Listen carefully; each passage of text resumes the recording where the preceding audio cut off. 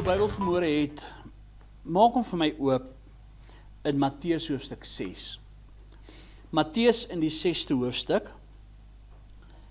En ek wil vanmôre met ons 'n kosbare boodskap deel, wat ek eintlik dink so van toepassing is op die tyd waarin ons leef, en ook in die omstandighede waarin ons onsself bevind, en baie van ons onsself bevind. Ek wil vanmôre se boodskap 'n titel gee, as God vir die mossie sorg.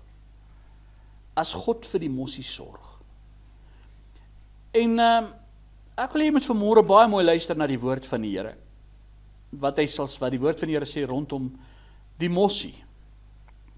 As God vir die mossie sorg. En ons gaan also lees vanaf Matteus 6 vanaf vers 25 tot en met vers 34. Matteus 6 vanaf vers 25. Hy sê, daarom sê ek vir julle, moenie julle kwel oor julle lewe, wat julle sal eet, wat julle sal drink nie, of oor julle liggaam, wat julle sal aantrek nie. Is die lewe nie meer as die voedsel en die liggaam as die klere nie? Kyk na die voëls van die hemel, hulle saai nie, hulle maai nie, hulle bring nie by mekaar in skure nie, en tog voed julle hemelse Vader hulle. Is julle nie baie meer werd as hulle nie? Wie tog onder julle kan deur om hom te kwel, een el by sy lengte voeg? En wat kwel julle oor klere? Let op die lelies van die veld, hoe hulle groei, hulle arbei nie, hulle spin nie. En ek sê vir julle dat selfs Salomo in al sy heerlikheid nie eens bekleed was soos een van hulle nie. As God dan die gras van die veld wat vandag daar is en môre in 'n oond gegooi word so beklee, hoeveel te meer vir julle klein gelowiges? Daarom moet julle nie kwel en sê, wat sal ons eet? Wat sal ons drink? Wat sal ons aantrek nie? Want na al hierdie dinge soek die heidene. Want julle hemelse Vader weet dat julle al hierdie dinge nodig het. Maar soek eers die koninkryk van God en sy geregtigheid, en al hierdie dinge sal vir julle bygevoeg word. Kwel julle dus nie oor môre nie, want môre sal hom oor sy eie dinge kwel. Elke dag het genoeg aan sy eie kwaad. Nou hier is eintlik 'n hele paar dinge wat ek is sommer net so van die staanspoor wat nie eers deel is van môre se boodskap nie. Terwyl ek nou hierdie stukkie lees, wat net so in my gedagtes omgekom het. Heel sommer in die heel eerste vers, hulle sê, moenie julle kwel oor julle lewe, wat julle sal eet en wat julle sal drink en oor julle liggaam wat julle sal aantrek nie. Is die lewe nie meer as die voedsel en die liggaam as die klere nie? Weet jy, ons is so in vandag se tyd gefokus op materialistiese dinge. En weet julle, een van die dinge wat ek agterkom, en dit is regtig so, een van die dinge wat ek agterkom, al die laaste ruk, hoe nader ons aan die koms van Jesus beweeg, begin ek agterkom hoe die Here ons begin losmaak van materialistiese dinge. Om nie meer om te gee, om 'n begeerte te hê na die dinge nie. Ek wil vir jou sê, waarna hardloop die wêreld? Die wêreld hardloop na die nuutste tegnologie, die beste klere, die beste kar, 'n nuwe kar, 'n nuwe huis, mooier klere, beter brandname, 'n nuwe selfoon elke jaar, 'n nuwe dit, 'n nuwe dat. Weet jy, ek kom agter, en ek kom dit selfs my eie lewe agter. Materialistiese dinge maak nie meer van my saak nie. Ek begin agterkom ook, maar dit pla my nie meer nie. En dis wat hy so sê, is die lewe nie meer as die voedsel en die liggaam as die klere nie. Ons arbei en doen alles so net om iets te hê. Ons gaan niks saamvat eendag nie. Is die lewe die baie meer werd? Dan kyk ons dan sê, kyk na die voëls van die hemel, en dis die vers waarop ek wil fokus. Kyk na die voëls van die hemel. Hulle saai nie, hulle maai nie, hulle bring nie by mekaar in skure en tog voed julle hemelse Vader hulle. Is julle nie baie meer werd as hulle nie? Weet julle wat, daai vers, toe ek dit lees nou, toe kom dit by my net op, Jesus het nie vir daai voeltjies daar buite gesterf en vir die diere daar buite gesterf nie. Hy het vir my en vir jou gesterf. Hy het sy bloed gestort vir my en vir jou, om ons te verkry. Nou ek wil vanmôre met ons praat oor, as God vir die mossie sorg. As ons hierdie gedeelte lees, dan sê die Here vir ons hier baie duidelik, jou fokus moet op 'n ander plek wees. Moenie jouself so besig hou met die dinge van hierdie wêreld, dat jy van God vergeet nie, want jy moet nie vergeet nie, dis God wat vir jou sorg. Dis nie jou baas wat vir jou sorg nie. Dis nie jou werk wat vir jou sorg nie. Dis nie die samelewing wat vir jou sorg nie. Dis God wat vir jou sorg.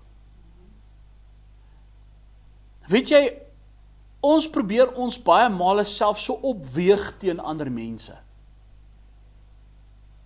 Ons probeer onsself opweeg en opmeet teenoor ander. Om ander mense te impress. En ons wil onsself opmeet en opweeg wat ander het, wat ander doen, en ons begeer dinge wat ander mense het. En dis een van die gebooie. Nou kyk, ons is vrygemaak van die wet, maar een van die 10 gebooie sê, jy mag nie jou naaste sy huis begeer nie, jy mag nie sy vrou begeer nie, jy mag nie begeer nie. Nou kyk, daar's 'n goeie begeerte, daar's 'n slegte begeerte. 'n Goeie begeerte is dit byvoorbeeld verkeerd om te begeer, om nader aan die Here te wees, om te groei in die Here. Nee. Maar wat hy van praat van selfs in die wet, wat hy sê, moenie jou naaste sy huis begeer nie. Ons weeg onsself op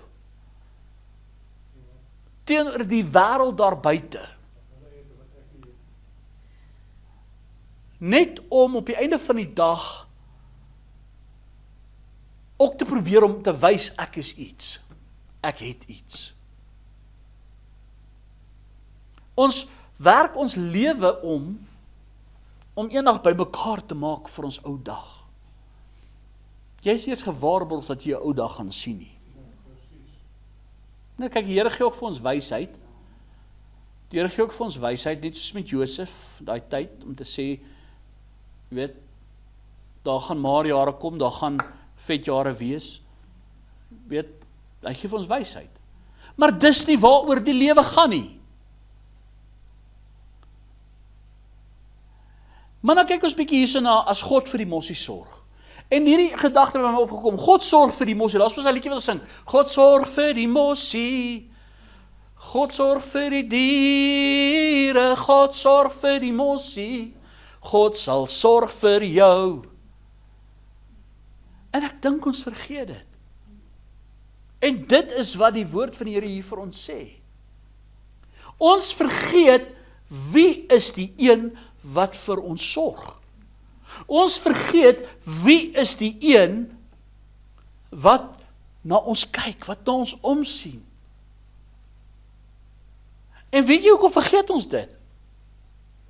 Omdat ons buitekant die plan van God beweeg om ons eie wêreldjie te skep.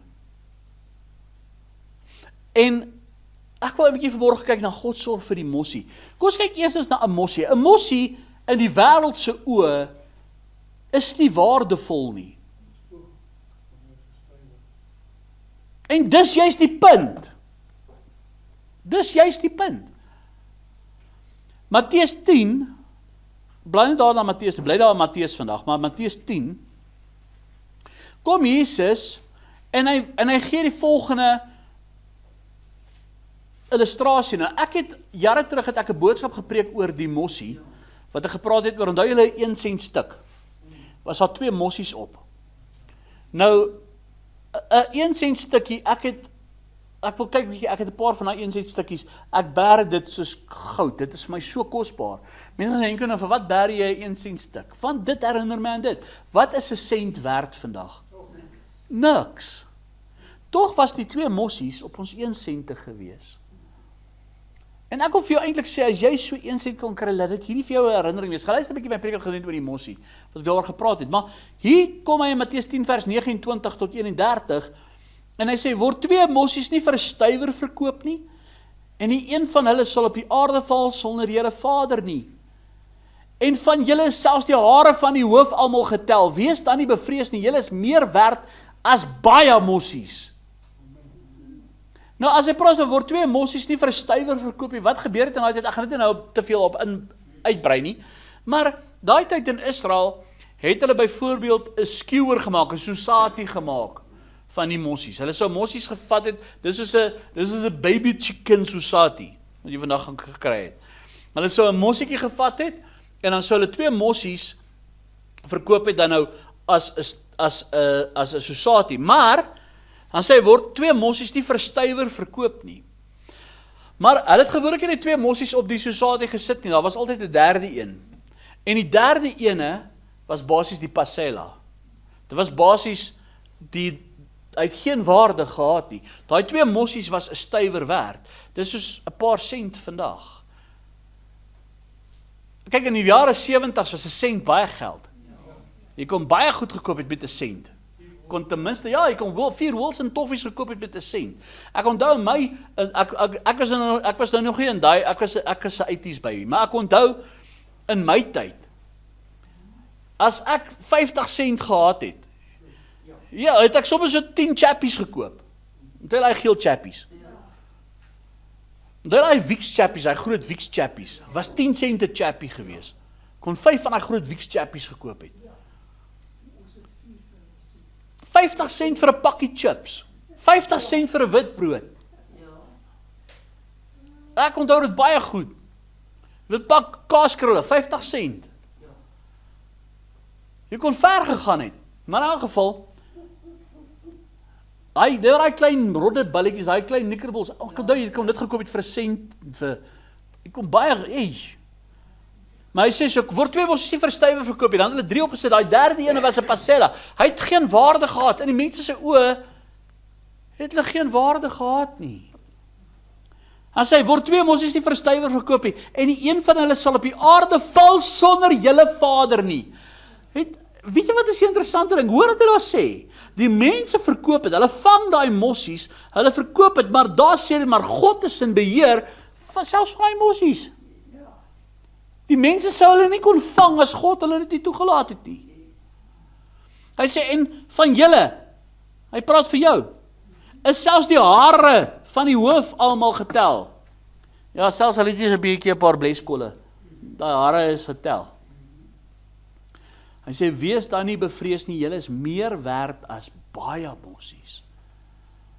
En weet jy, ons dink God werk soos 'n mens. Ons het hierdie mentaliteit dat God soos 'n mens werk, dat as ons goed doen, en ons net goed doen vir mense, en ons net goed doen vir die Here, en ons het al die goeders doen, ja, dan sal God nou vir ons sorg. Weet julle wat het ek al agtergekom? Ek het al baie keer in my lewe dit teëgekom. Wanneer mense nou swaar kry, wanneer dit nou swaar gaan, of wanneer hulle nou die Here nodig het vir 'n ding, weet jy wat, dan sal hulle nou vir die Here gee.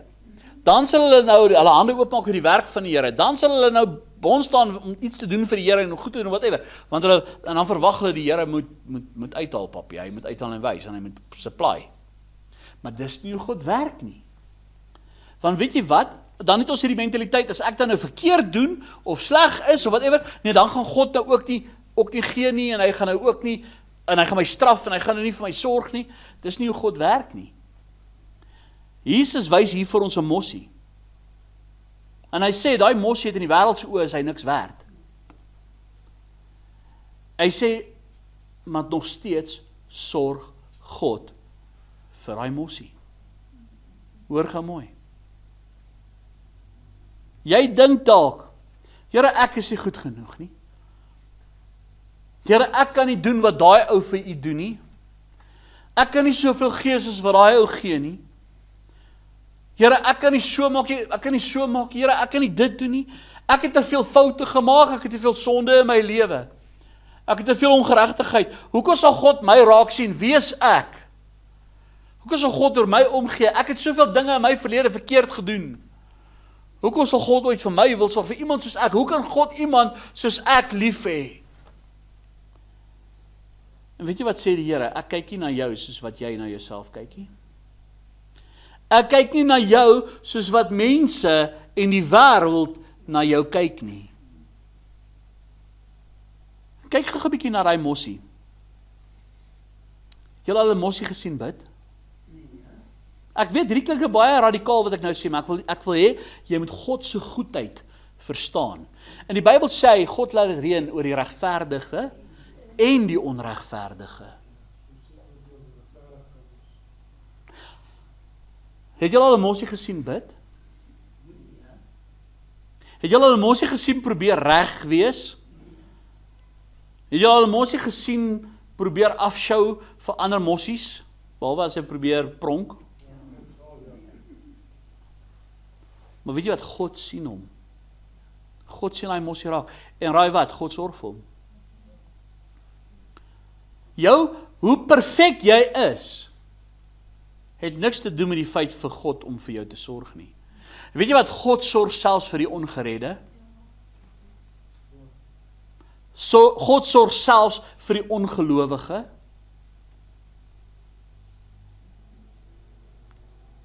As jy bietjie mooi gaan kyk in die wêreld, as ons eerlik met onsself moet wees, God sê, alle goud en silwer behoort aan my. Mense is onregverdig, mense is skelm, mense doen verkeerde dinge, baie mense is God se lonaars, maar God sorg vir hulle. Hoekom? Want hy's goed. Hy's getrou. Dis wat Jesus daar bedoel het, van kyk na die mossies. Hulle saai nie, hulle maai nie, hulle bring nie voor, hulle bak nie by mekaar en skuur nie, maar God sorg vir hulle.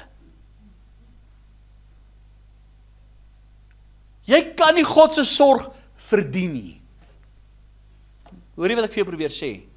Jy kan nie God se sorg verdien nie. Moet 'n bietjie meer kerk toe gaan, dan gaan die Here nou vir my sorg. Moet 'n bietjie meer Bybel is, dan gaan die Here nou vir my sorg. Ek moet nou ewe skielik dit, dan gaan die Here vir my sorg. Weet jy wat? Die Here het vir jou gesorg van die begin af. Vanaf die tyd wat jy God nie geken het, tot nou dat jy hom dien. Wie het vir jou gesorg nog jou hele lewe deur? Wie het jy gekyk? Wie se hand was oor jou gewees? Selfs toe jy nog God nog nie eens gedien het nie. Wie se hand was oor jou gewees? Dis God se goedheid. Dis wie hy is. God sorg vir hy mossie. En as God sorg vir die mossie, en hy sorg vir die onregverdige, en hy sorg vir die ongeredde, en hy sorg vir die ongelowige, en hy sorg vir die wêreld, die wat hom verloon, wie hom in sy gesig spot, die wie God hulle rug op God draai, wat 'n bespotting van God se wêreld maak. As God selfs vir hulle sorg, hoekom sal God nie vir jou sorg nie? Hoekom sal God nie vir jou sorg nie?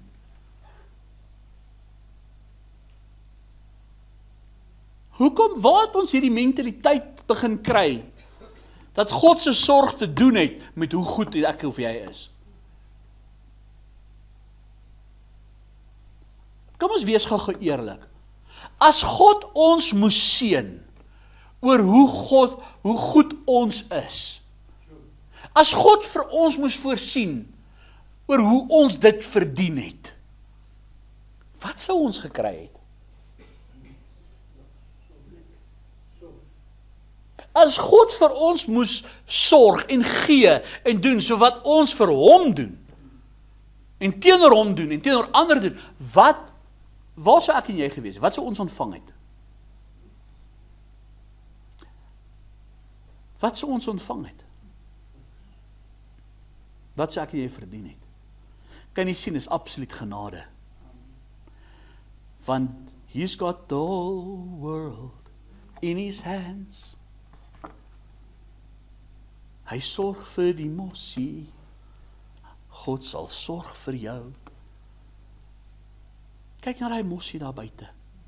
Hy het nie 'n plan nie.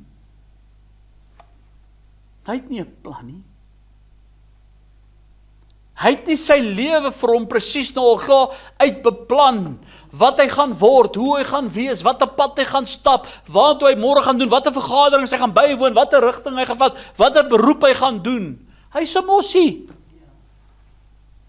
Hy het nie 'n plan nie. Hy beplan nie wat hy môre gaan doen nie. Hy beplan nie, hy gaan môre dit en dat nie. Maar weet jy wat? Hy val ook nie buite God nie.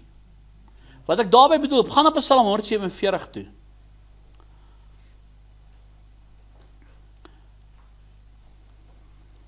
En hierdie is 'n konsep wat jy nou moet besef hierso.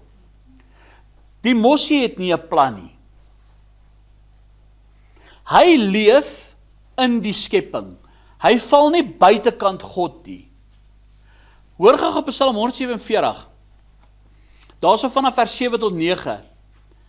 Hy sê die volgende, Psalm 147. Julle moet nog steeds bly daar is in Matteus 6, nee, julle moet julle plekke daar hou, daar in Matteus rond. Maar Psalm 147 vers 7 tot 9 sê, sing 'n danklied tot eer van die Here. Psalm sing tot eer van ons God met die siter. Hoor hierso, wat die hemel met wolke oordek, wat vir die aarde reën berei, wat op die berge gras laat uitsprei. Kyk nou hier, wat aan die vee hulle voedsel gee, aan die jong rawe as hulle roep. Hæ? Jy sien, God het 'n plan aan die gang. God het 'n manier hoe hy voorsien. God het 'n manier hoe die wêreld werk. God het 'n manier en 'n stelsel al klaar ingestel. Wie stuur die reën? God. Wie laat dinge groei? Wie sorg dat daar genoeg is vir die diere om te eet? Die mossie maak nie sy eie plan nie. Hy leef, luister, hier kom die ding. Die mossie leef binne in wat God reeds doen. Hy is nie buite God nie. Hy volg nie sy eie kop nie. Hy volg nie sy eie planne nie. Hy is nie buitekant God nie. Hy maak nie sy eie planne nie. Hy leef in dit wat God reeds doen. Hy is deel van die siklus, hy is deel van die stelsel, hy is deel van God se raadsplan. Weet jy wat is ons probleem? Ons probleem is, ons raak bang. Ons raak bang, ons raak vol bekommernis, ons raak vol vrees, ons raak vol angs. Wat as? Wat as? Wat as? Weet jy wat is as? Verbrande hout. Ons probeer alles self beheer. Ons probeer beheer toepas en ons probeer van ons kant af 'n wêreld bou buite God. Ons maak planne uit stres uit. Ons maak planne uit desperaatheid uit. Ons maak planne en bou dinge en doen dinge omdat ons desperaat is, omdat ons geen ander opsies het in ons opinie nie. En ons begin buitekant God te beweeg in plaas van om in God se stelsel te bly, om in God se plan te bly. Julle sal nou sien hoe waantoe hierdie ding gaan. Dan sal dit vir julle sens maak. Weet jy, in die oomblik wanneer ons vreesbevange raak, wanneer ons angsbevange raak, en ons eie planne begin maak, en 'n stelsel begin bou buitekant God, en ons eie wêreldjie te begin bou. Dis wat Jesus daar geïllustreer, wat hy gesê het van, wat kwel julle oor julle lewe, wat julle sê, julle sal aantrek, wat julle sal, die Here weet julle hierdie goed nodig het, maar hy sê, wat doen julle? Julle raak so gefokus op hierdie wêreld, en op hierdie stelsel van die wêreld, dat jy God se stelsel mis. Dat jy God se stelsel mis. Nou kyk, die Here sê nie, jy moenie werk nie, en dis glad nie wat hy sê nie, maar die probleem wat ek probeer sê is hierso. Ons maak so baie ons eie planne, ons wil eintlik ons eie planne forceer, dan wil ons God daarbey betrek. Ons wil planne maak en planne beraam en al hierdie dinge doen en 'n lewe bou en dan wil ons God daarbey betrek. In plaas van dat ons submit onder God se wil en die lewe leef wat God wil hê ek en jy moet leef, wil ons eerder ons lewe leef en God daarbey betrek. En dan wonder ons, maar Here, hoekom werk my dinge nie uit nie? Hoekom help U my nie? Hoekom antwoord U my nie? Hoekom voorsien U nie? Hoekom werk hierdie planne van my nie uit nie? Wel, in die eerste plek is dit God se plan, of is dit jou plan? Is dit jou wil of is dit God se wil?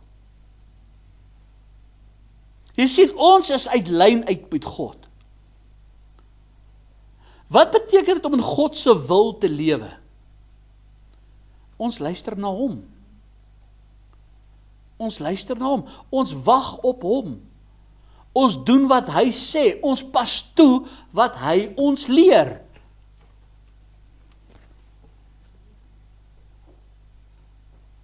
Hoeveel van ons pas werklik die woord in ons lewe toe?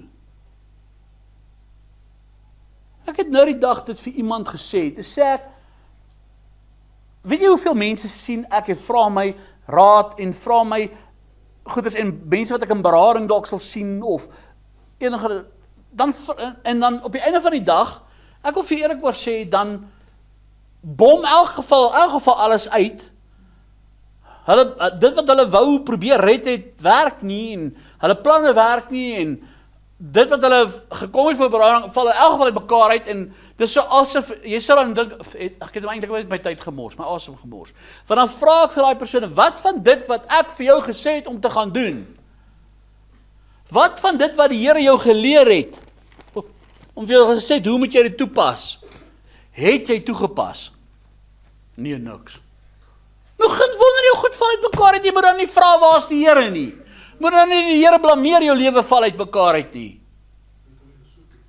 As jou huwelik uit mekaar uitval, hoeveel van God se woord rondom jou huwelik pas jy toe?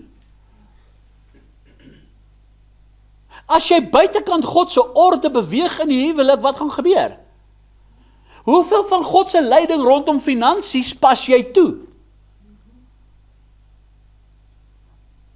Ek vra gou die vraag. Weet julle wat is vir my 'n interessante ding? Ek kyk, daar is so ander, en dis net vir interessantheid wat ek dit nou kyk. Of nie altyd nie, maar gereeld, dan kyk ek, dan luister ek, want ek probeer meer leer rondom die mindset van hierdie mense. Byvoorbeeld, ek het een tyd ek sien 'n video van 'n ortodokse Jood. Is 'n ortodokse Jood en sy vrou. En hulle het 'n arranged marriage gehad. Nou, hulle is al jare getroud. Nou wat 'n arranged marriage is, hulle het mekaar nie geken nie. Hulle het mekaar letterlik eers ontmoet op die dag van hulle troue. Of nie ontmoet, hulle het mekaar ontmoet voor die troue, maar letterlik 5 minute met mekaar gepraat, en 'n maand daarna is hulle getroud.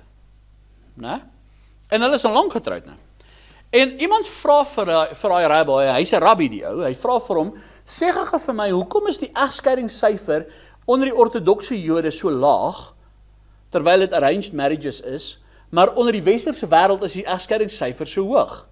Want onder die ortodokse Jode is die egskeidingssyfer tussen 2 en 5%, en in die westerse wêreld tussen 90 en 95%. So hoekom is dit in die westerse wêreld so, en onder die ortodokse Jode wat arranged marriages het, wat hulle nie eens getrou het vir liefde nie, hoekom werk daai huwelike maar die ander huwelike nie?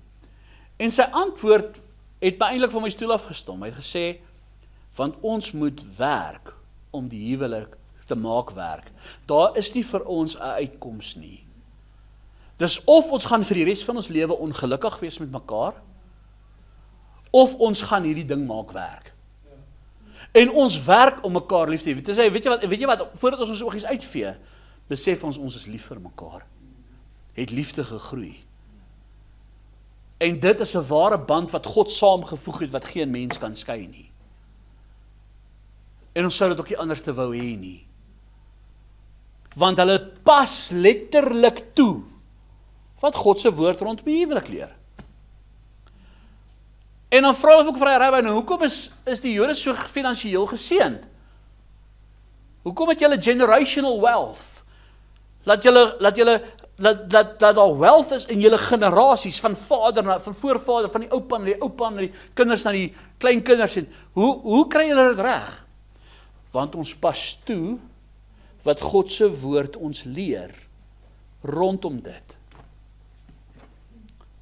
In elke aspek. En weet jy, dit maak vir my soveel sens. Dan kyk ek na ons westerse wêreld. Kom ons wees nou eerlik. Hoeveel van ons pas toe wat ons leer in die Bybel? Hoekom het ons soveel probleme in verhoudings, met vriende, met vriendskap wat mekaar uitval in goeters, met vertroue? Hoeveel mense in vandag se tyd kan jy vertrou? As jy in besigheid gaan, en jy wil 'n vernoot vat,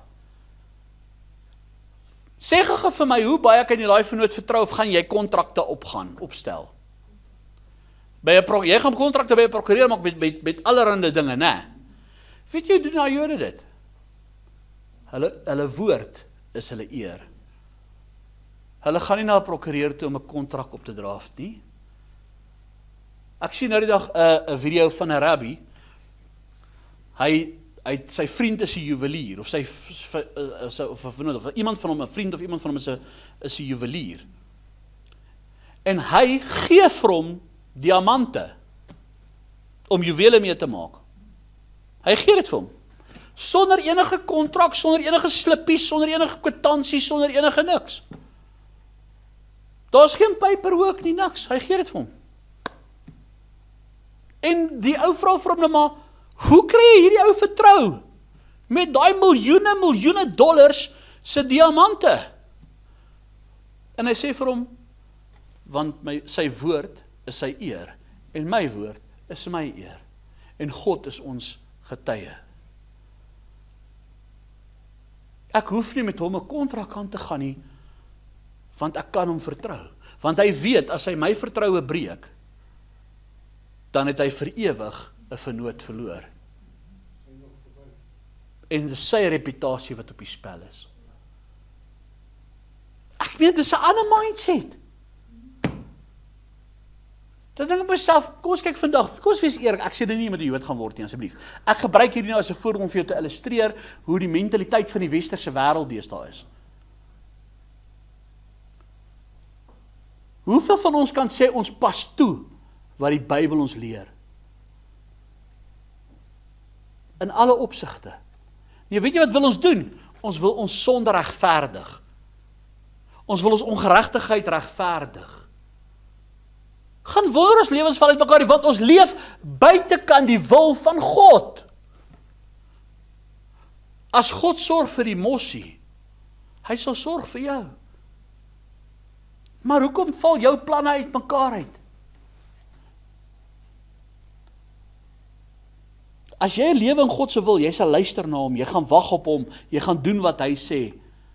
Al verstaan jy nie altyd sy plan nie, al verstaan jy nie altyd hoe dinge uitwerk en waarom nie, jy gaan hom vertrou. Here, ek verstaan nie hoekom u sekere deure toemaak in my lewe nie, maar ek vertrou u. Ek verstaan nie hoekom u sekere dinge van my verwyder nie, maar ek vertrou u. Weet jy wat, jy sien dalk chaos in jou lewe, maar God sien detail. God sien detail. Daar is in Lukas 12, né? Ons het dit nou gelees in Matteus, maar gaan na Lukas 12 toe. Dis net 'n bevestiging van dit. In Lukas 12, daar in vers 6 en 7, gaan ek gou vir jou lees, sê, word 5 mossies nie vir 2 stywers verkoop nie, en die een van hulle is voor God vergeet nie. Nou onthou jy in die ander gedeelte het hy gesê, word 2 mossies nie vir 'n stywer verkoop nie. Nou kom hy hierso en hy sê, word 5 mossies nie vir 2 stywers verkoop nie. So hoeveel moet jy eintlik gekry het? 4 mossies. Onthou ek het ons nou gepraat van dan kry jy die 1 mossie wat die mahala is. Dis waar die 5de een vandaan kom. Word 5 mossies nie vir 2 stywers verkoop nie, en die een van hulle is vir God vergeet nie. Kyk nou hierso wat sê vers 7, maar selfs die hare van julle hoof is almal getel. Wees dan nie bevrees nie, julle is meer werd as baie mossies. Wat beteken dit? God sien nie net die groot dinge raak nie. Hy sien al die klein details. Jy dink jou lewe is die mekaar. Jy dink jou lewe val uit mekaar, God gee nie om oor jou nie. Jy dink dalk jou lewe het geen doel nie. Jy dink dalk jy het 'n gemors gemaak van alles. Jy dink dalk die Here hoor jou nie. Ek wil vir jou sê, God sien jou raak. Die hare op jou hoof is getel, elke een van hulle. Hy sien elke oomblik in jou lewe. Hy sien elke traan wat jy stort.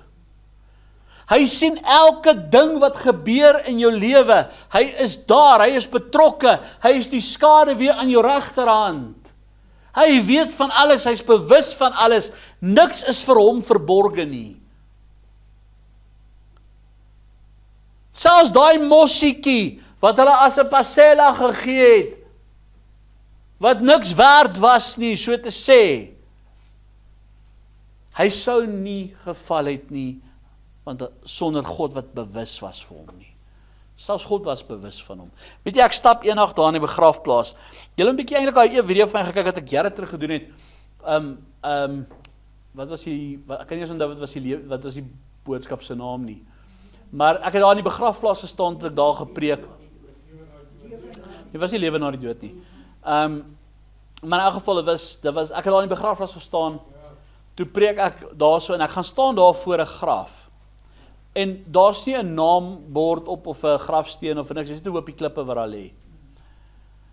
En terwyl ek al langs sy graf staan, ek het dit op die video gesê, toe spreek die Here tot my hart en ek staan en ek sê ek wonder wie is hier begrawe. En ek besef maar ek weet nie wie is hier begrawe nie. Maar God sê ek weet. Ek is bewus van hom of haar. Ek weet presies wie hierdie persoon was. Die wêreld het al van hierdie persoon vergeet. Maar nie ek nie. En daai was vir my nogal mind-blowing om te dink. As jy in 'n begrafplaas gaan stap, en jy gestap, okay, vandag is dit 'n bietjie onveilig, ek sal dit nie voorstel nie. Maar as jy daar in 'n begrafplaas gestap en jy sien soveel ongemerkte grafte. Jy weet nie wie dit is nie. Jy weet nie waar hy lê nie. Of dit hy of sy was, of dit 'n kind of 'n groot mens was, 'n ou mens was, jong mens was, jy weet nie.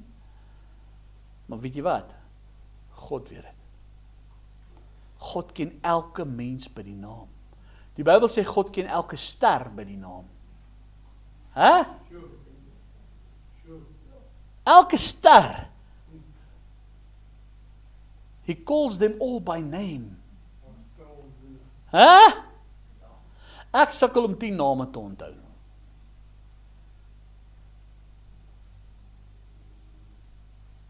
God ken elke ster by die naam. Hy weet hoeveel hare is op jou hoof. Hoeveel mense is op hierdie aarde? Oor die 8, amper 9 biljoen. En dit groei. God weet van elke haar op elke persoon op hierdie aarde se hoof. Hæ? Hoeveel hare is op jou kop? Het jy nie? Die Here weet. En hy weet hoeveel is daar op elke mens op die heelal, selfs hulle wie al dood is, selfs hulle in die verlede, van Adam se tyd af. Dis God. Wie se breins maak so bzz, bzz. Weet jy wat? Niks glip verby die Here nie. Die Here sien jou pyn. Hy sien jou foute. Hy sien jou slegte dae. Hy sien jou afdae. Hy sien jou goeie dae. Hy sien alles. Jy is nie vergeet nie. En dis wat God eintlik hier probeer sê. Die mense, hy sê, julle is meer werd as al die mossies. Word 5 mossies nie vir 2 stywers verkoop nie. Terwyl die ander vers sê, word 2 mossies nie vir 1 stywer verkoop nie. So, eintlik moes dit die prys vir die 4 mossies gewees het, moes 2 stywers gewees het. Hy sê, maar dan is daar 5 mossies. So die 5 was dit was die king size. Dit was die Pasela gewees. Hy het geen waarde gehad nie. Tog, hy sou nie geval het nie, want God was bewus van hom. Sjoe. Weet julle wat is my so interessant van mossies? Of van selfs die voëls, en selfs die diere vandag. Hulle leef vandag. Hulle leef nie in môre se vrees nie. Hulle leef nie in môre se vrees, hulle leef vandag. Wanneer leef jy? Vandag. Gister is verby. Môre kom nog. Wie van julle gaan môre hier wees nog? Jy leef nou. Jy leef nou. Weet jy wat? Ons vergeet ons leef nou. Ons vergeet ons leef vandag. Ons leef al môre vandag. En dan mors ons vandag. En dan kan as jy verstaan, Here, kyk hoe vinnig het my lewe verby gegaan nie. Want ons mis vandag. Ons mis vandag se geleenthede. Ons mis vandag se verhoudings. Ons mis vandag se lief wees vir mekaar. Ons mis vandag se lewe. Ons mis vandag. Ons worry oor môre. Die meeste van ons, wees nou eerlik, leef vir môre. En ons los vandag. Ons mis vandag. En dit is die ding, die mossie leef vandag. Kyk, gaan na Matteus 6 toe weer. Daar is 'n vers 31. Matteus 6 vers 31. Daarom moet julle nie kwel en sê, wat sal ons eet, wat sal ons drink, wat sal ons aantrek nie. Want na al hierdie dinge soek die heidene, want julle hemelse Vader weet dat julle al hierdie dinge nodig het. Maar soek eers die koninkryk van God en sy geregtigheid en al hierdie dinge sal vir julle bygevoeg word. Kan jy sien die prentjie wat ek vir jou probeer skep van God se plan? Moenie buitekant dit beweeg nie. Dan gaan hy verder. Hy sê, kwel julle dus nie oor môre nie. Kwel julle dus nie oor môre nie. Want jy het vandag. Jy leef vandag. Jy leef nou. Weet jy wat, die 10 minute terug, kan jy nie meer terugkry nie. Nou net, 2 sekondes terug, kan jy nie meer terugkry nie. Jy weet wat, nou, sekonde terug, kan jy nie meer terugkry nie. Daai woorde wat ek gesê het, kan ek nie meer terugtrek nie. Dis gesê. Al het ek dit nou net gedoen, dis verlede tyd. Jy leef nou. Jy leef vandag. Jy leef op hierdie oomblik. Hoekom leef jy en mis vandag en jy leef al reeds van môre? Jy worry al reeds oor môre. Jy vrees al reeds môre. Môre is maandag, môre moet ek nou al weet dit, môre moet ek nou al weet dat, môre moet ek nou weer hiernatoe, môre moet ek al weer so, môre moet ek al weer. Weet jy hoeveel mense het al gesê dat hulle môre nooit gesien het? En dan het hulle vandag gemis. Hey, as jy vir iemand moet sê jy is lief vir hulle, sê dit nou vir hulle vandag. As jy moet gaan vrede maak met iemand, gaan doen dit vandag. As jy moet iets regmaak, gaan doen dit vandag. As jy meer tyd moet spandeer, meer iets gaan doen dit vandag. As jy na die Here soek, doen dit vandag. As jy jou saak by die Here moet regmaak, doen dit vandag.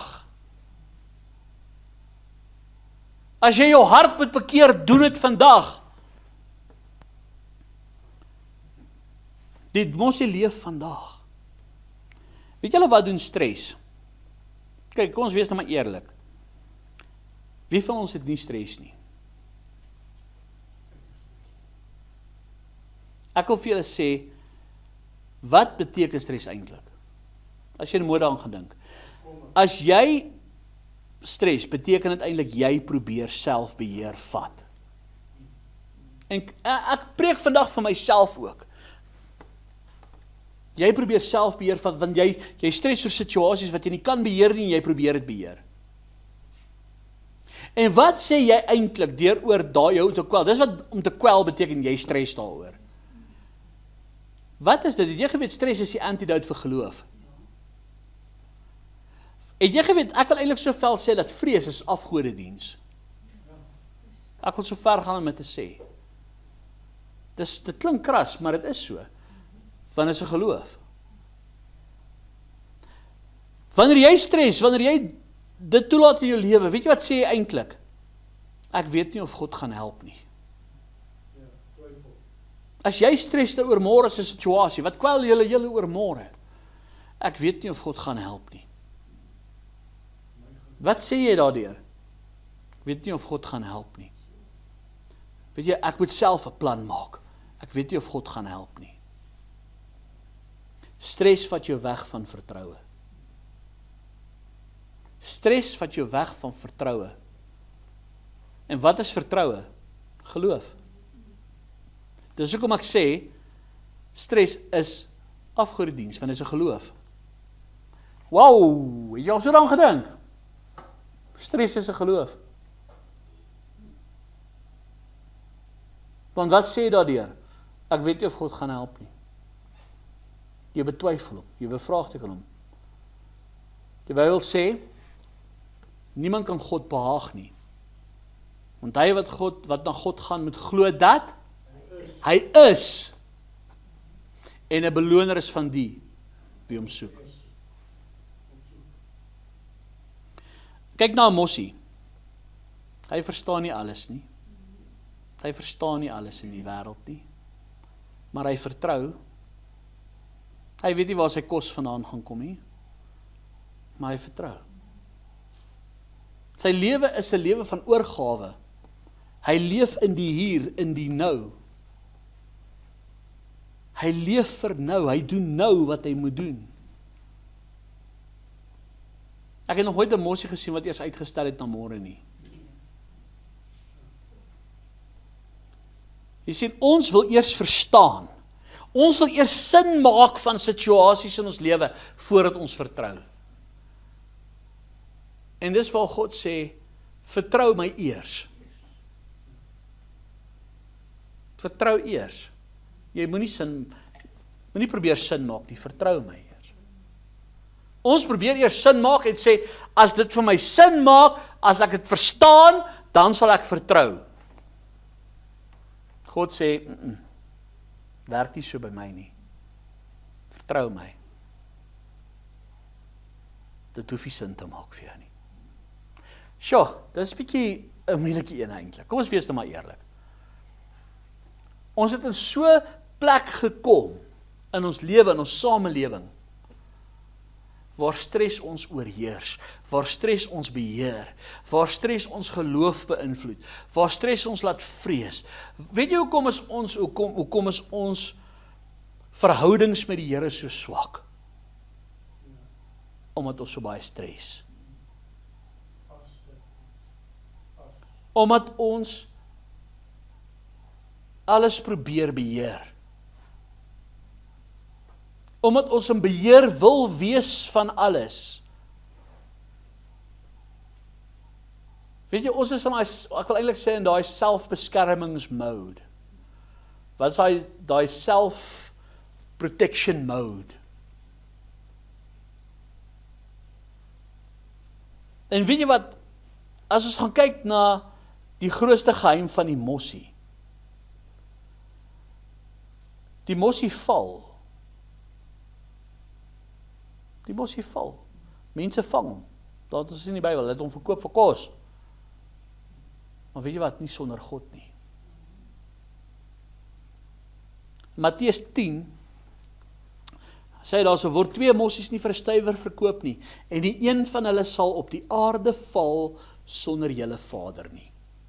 Nou God sê nie, hoor my mooi, jy gaan nie deur swaar tye gaan nie. Maar hy sê, ek is wel daar as jy daardeur gaan.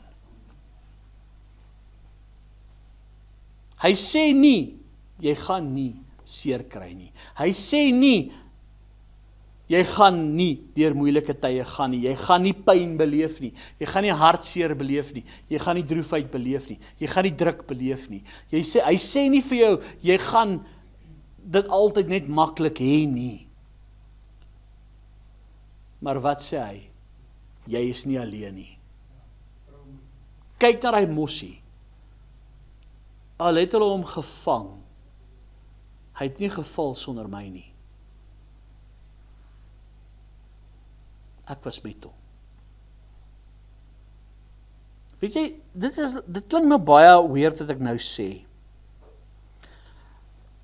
'n prentjie wat nou by my opkom. En dit is nogal iets wat my hart nogal geraak het. Ek sien nou die dag,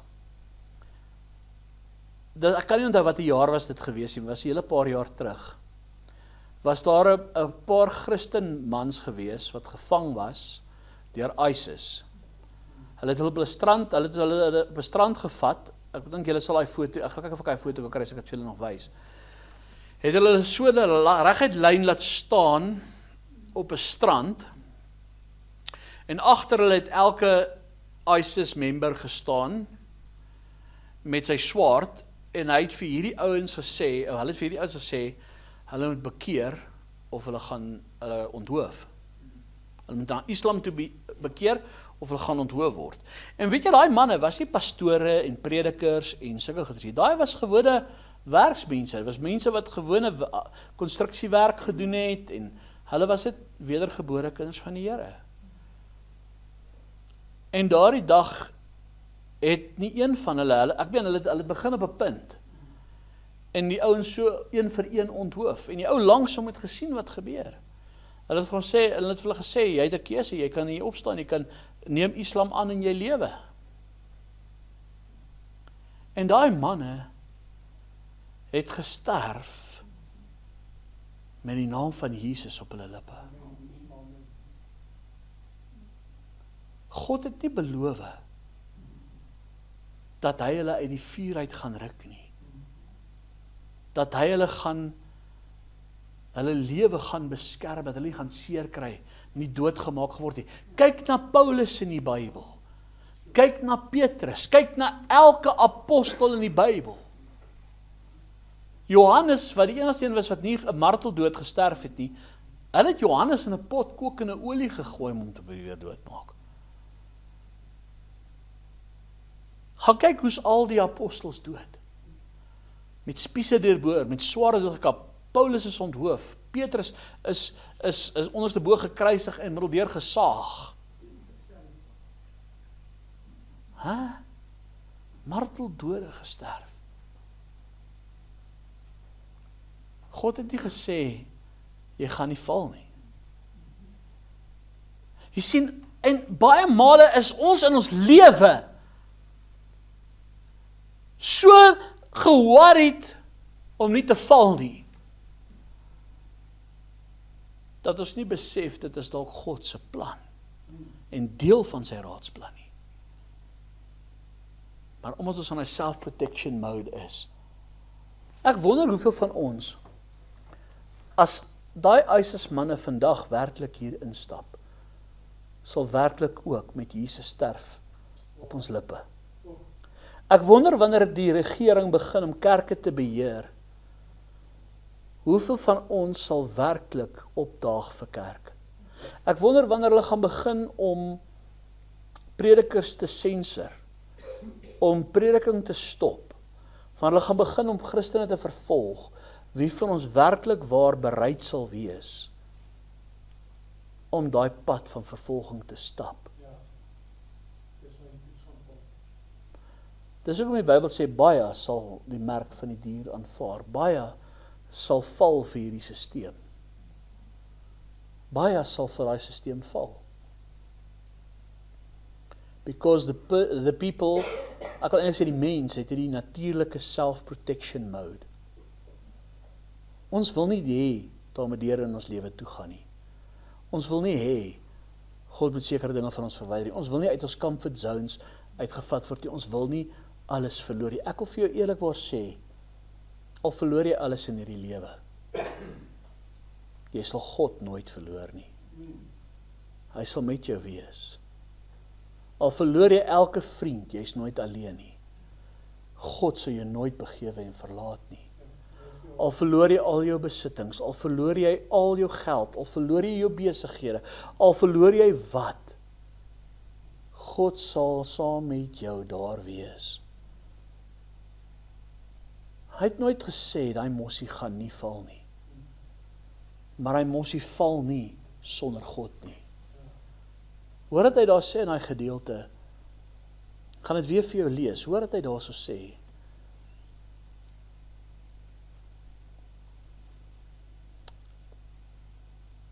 daar so in Lukas het hy dit gesê, waar is ek nou? Gou Lukas gaan kry daar so. Word 5 mossies nie vir 2 stywers verkoop nie, nie een van hulle is voor God vergeet nie. Nie een van hulle is voor God vergeet nie. As 'n mossie nie eers deur God vergeet is nie. Hy sê selfs die hare van julle hoof is almal getel, wees dan nie bevrees nie. Julle is baie meer werd as baie mossies.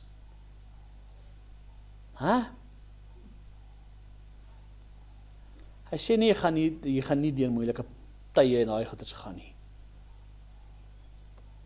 Maar kan ek jou iets vertel? Jy sit vandag nog hier, jy luister na my.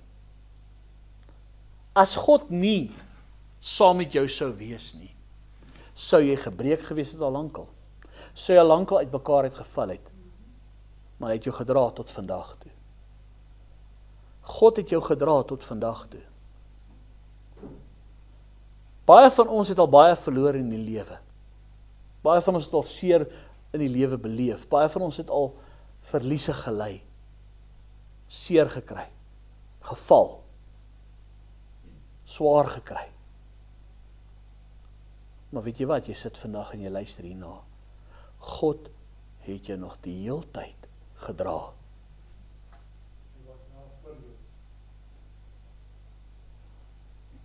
Hy het jou nog nooit gelos nie. En as God vir die mossies sorg, dan beteken dit jy is nie alleen nie. Jy is nie vergeet nie. Jy hoef nie alles self uit te werk nie. Jy is nie buite God se beheer nie. Jou lewe is in sy hand. Jou wagtyd waarin jy jouself bevind, waar jy wag op die Here se uitkoms, waar jy wag op die Here se hand, dit het betekenis. Jy wag nie verniet nie. Jou pyn wat jy beleef, beteken nie God is weg van jou af nie. Hy is met jou, hy stap saam met jou, hy gee jou krag. Jou lewe val dalk uit mekaar uit, maar weet jy wat, jy voel, jou lewe maak nie sin nie. Jy voel dalk, Here, ek weet nie waant is ek op pad nie, ek weet nie wat môre wag nie. Ek wil vir jou sê, God sien die groter prentjie in jou lewe. Jy gaan nie altyd alles verstaan nie. Jy gaan nie altyd antwoorde hê op al jou vrae nie. Jy gaan nie altyd voel dat God naby is nie. Maar ek gaan vir jou een ding garantie, daai mossie daar buite verstaan ook nie 'n klomp dinge in die lewe nie. Hy verstaan nie hoekom 'n kat hom wil vang nie. Hy verstaan nie hoekom hy moet koud kry partykeer daar buite nie. Hy verstaan nie as daar wind en weer en allerlei dinge kom nie. Maar tog gaan hy aan, want hoekom? God se hand is oor hom. Ek wil vir jou sê, jou wagtyd het 'n betekenis. God sorg vir die mossie. Jy hoef nie alles te verstaan. Jy hoef nie alles uitgefigure te hê nie. Al wat ek net vandag vir jou wil sê, jy moet net een ding weet. God is saam met jou en hy hou jou vas. En hy stap die pad saam met jou. Jy mag dalk dink, Here, alles gaan verkeerd. Alles gaan verkeerd. Die Here sê vanaf jou, ek het jou nog nie gelos nie. Ek sal jou ook nie los nie. Ek is met jou. En ek gaan jou ook nie los nie. Weet dit verseker, ek is besig met jou. Ek is besig met jou. Jy gaan deur beproewing. Jy gaan deur stryd. ek is besig met jou. Een van die verse in die woord van die Here, wat vir my soveel betekenis het, in my eie lewe, en wat ek altyd, wanneer ek stryd beleef na toe gaan, is in 1 Petrus hoofstuk 1.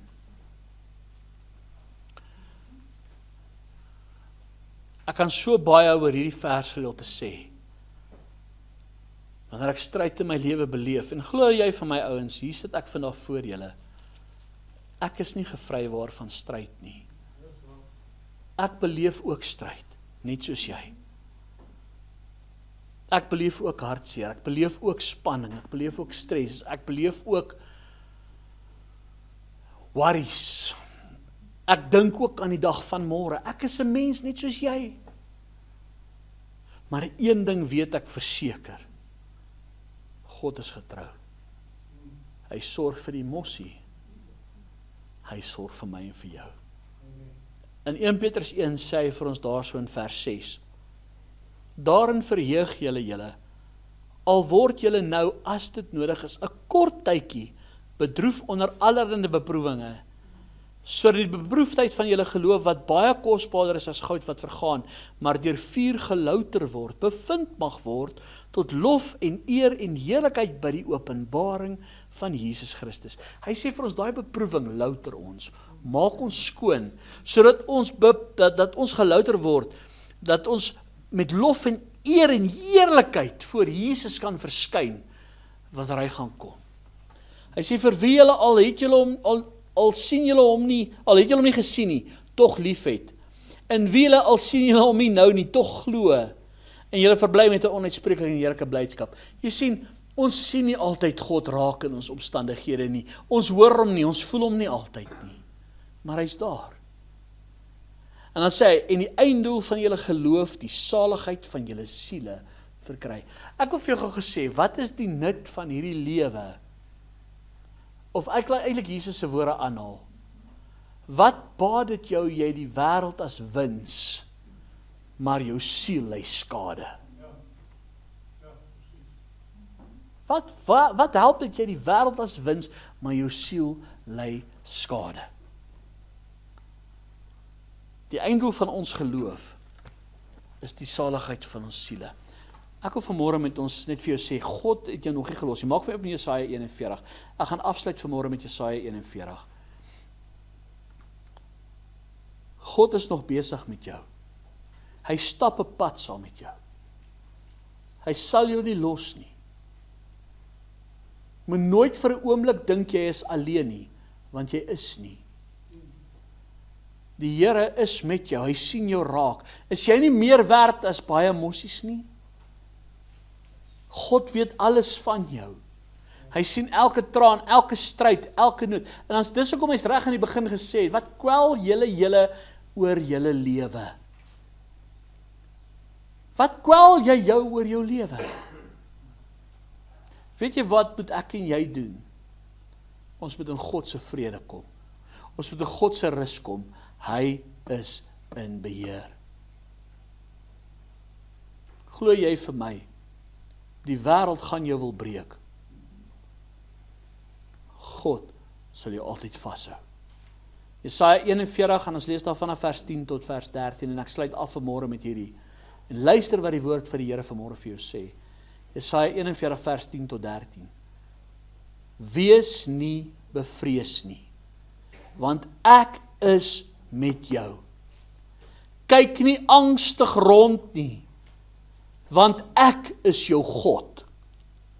Ek versterk jou, ook help ek jou, ook ondersteun ek jou met my reddende regterhand. Kyk, hulle almal sal beskaamd staan en in die skande kom, wat op jou toornig is. Hulle sal word soos niks. En jou teeparty sal omkom. Jy sal hulle soek, maar hulle nie vind nie. Die manne wat met jou twis, hulle sal word soos niks. En soos dit nietige ding, die manne wat teen jou oorlog voer. Want ek, die Here jou God, gryp jou regterhand aan, ek wat vir jou sê, wees nie bevrees nie. Ek help jou. As God vir jou is, wie kan teen jou wees? Moenie vrees nie. God sorg vir die mossie. God sal sorg vir jou. Amen. Kom ons sluit af. Vader, ek wil vir u vanmôre sê dankie Here. Dankie Here dat u goed is, dat u getrou is.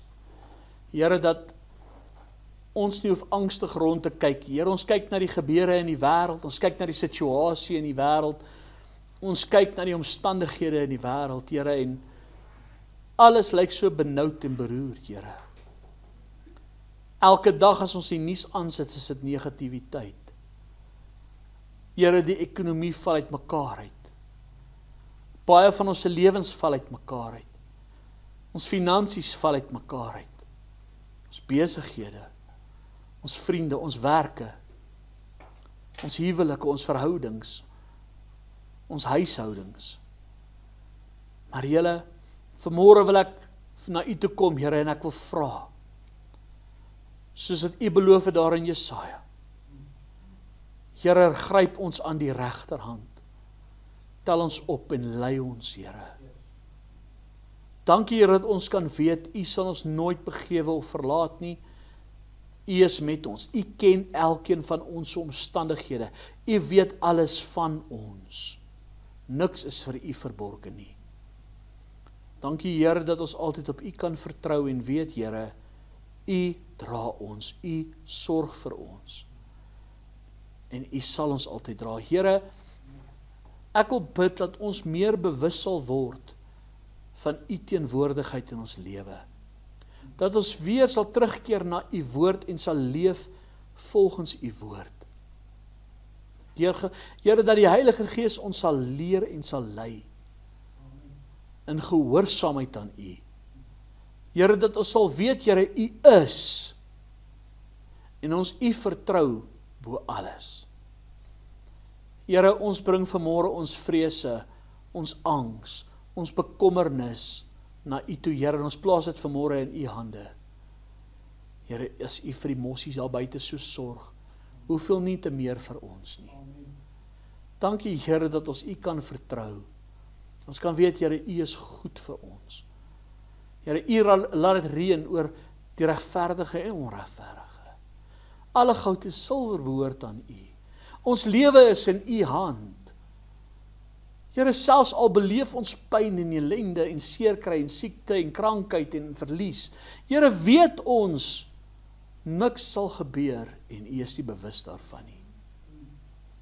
U bly nog steeds in beheer. U het nog nooit beheer verloor nie.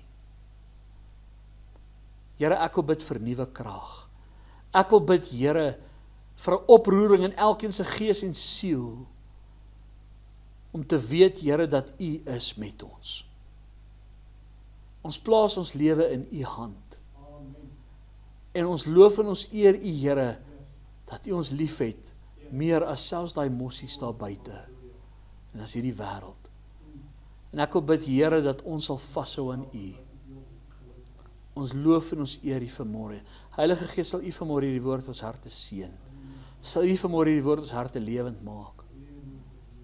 Ek bid dit vanmôre in Jesus naam. Amen.